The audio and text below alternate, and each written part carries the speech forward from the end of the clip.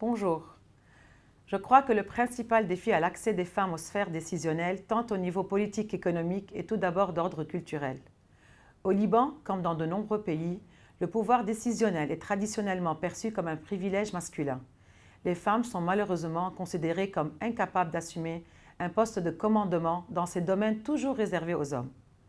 Par ailleurs, la maternité et les responsabilités familiales, en grande partie assumées par les femmes, ne favorisent pas une implication dans la vie politique et économique, sans compter que les facteurs culturels ambiants les rendent plus vulnérables que les hommes aux critiques et attaques que suscitent les combats de la vie politique.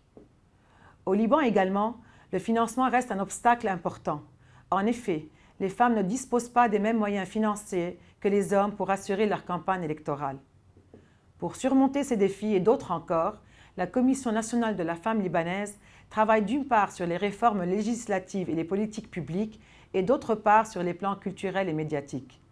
Nous œuvrons pour l'adoption de quotas comme mécanisme de transition pour assurer la représentation des femmes dans les sphères décisionnelles, l'égalité de rémunération entre les hommes et les femmes, mais aussi une plus grande flexibilité dans les horaires de travail, la garantie d'une couverture sociale décente en matière de protection de la maternité et de garde d'enfants, afin de favoriser un meilleur équilibre entre vie professionnelle et vie privée, la promotion du principe de la parité homme-femme dès le plus jeune âge, dès l'école, la multiplication des formations destinées à renforcer les aptitudes et compétences des femmes à diriger et à entreprendre, des mesures spécifiques visant à encourager les femmes entrepreneurs, notamment l'accès au financement et à l'investissement, la promotion des rôles que tiennent les femmes en temps de crise et dans le maintien de la cohésion sociale et la prévention des conflits, enfin, la mise en valeur et la célébration des réalisations accomplies par les femmes.